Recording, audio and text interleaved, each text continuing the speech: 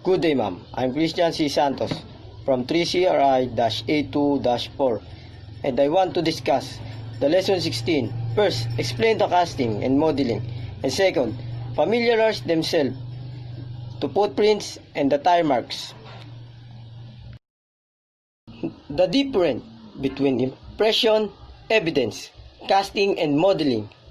First, the impression, evidence, is any markings come from to the one object contact to the other object.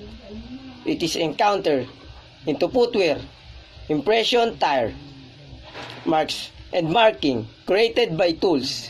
And casting is a crime scene investigator to collect a mark or print to the scene to use to criminal evidence and to identify the marks.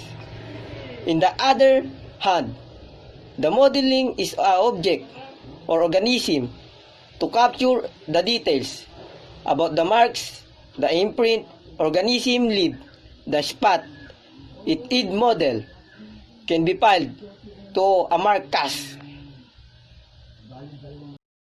And now, here are the print is divided into three types: visible, plastic, and latent. First, visible print or pattern print is a transfer of material from the object like shoe or tire. The visible print can seen by the naked eye without additional age. For example, if the iron is left on your clothes, it will burn and you will see the mark immediately. And the second is plastic print. It's a three-dimensional impression left on a soft surface like shoe or tire track left in sand or snow. And the third is latent print. Is not seen visible to the naked eye. Latent print created through static charge to soil or trend of the surface. The examiner or investigator use powder, chemical, or alternative lights to find those prints. For example, the shoe print detect to tiles or hardwood floor.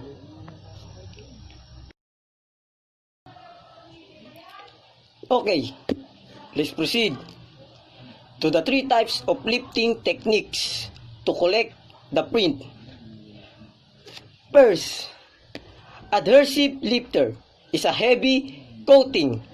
Lift the imprint to the smooth object, lip tile or hardwood. It is not delicate for collector. And the second, gelatin lifter. This is the type of lifting is a low adhesive gelatin layers. It can curve and textured surface. Pick up in dusty shoe print on a cardboard box.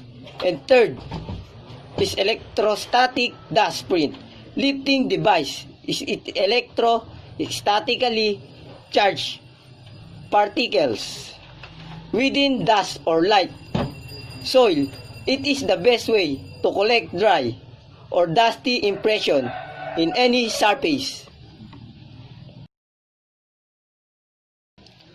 Okay, the step of casting and molding produce. First, prepare the area for casting. We need to prepare the area to do the investigation for marks and identify the object clearly. And second, mix the plaster or Paris for 2 parts plaster mixed to 1 part water into a plastic bag. The mixture can then be kneaded. Close the bag to remove any air, bubbles, and ensure a proper mix. Add more water to get a smooth, even consistency. And the third, for the plaster of Paris into the impression. Once the plaster of Paris is mixed, cut or piece the bag in one corner disallow the plaster or Paris to be produced out easily, and 4. Pour the casting material from one end or side of the impression and allow it to flow along the impression. Try to avoid pouring it directly into the middle of the impression. It can be distort the detail or wash away the marks. And 5. Lift the cast out. Allow to fully dry. Before lifting, don't remove the cast if it's not completely dry and hard, because may close the details or marks. And the number 6, clean the cast. Allow to remove the cast if it's dry overnight before to remove the any soil to the bottom of the cast. Large loose piece if soil can be picked up straight away. And the 7, allow it to dry overnight.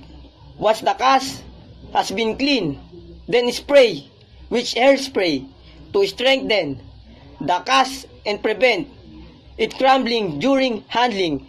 And the last, number 8, store and transport the cast.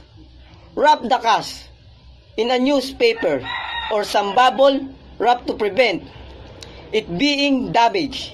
You may also place the cast in a shoe pizza box to stop it being bumped around and damaged. And now, here are the types of tire marks. Scaps, made by rotating or yawing vehicle.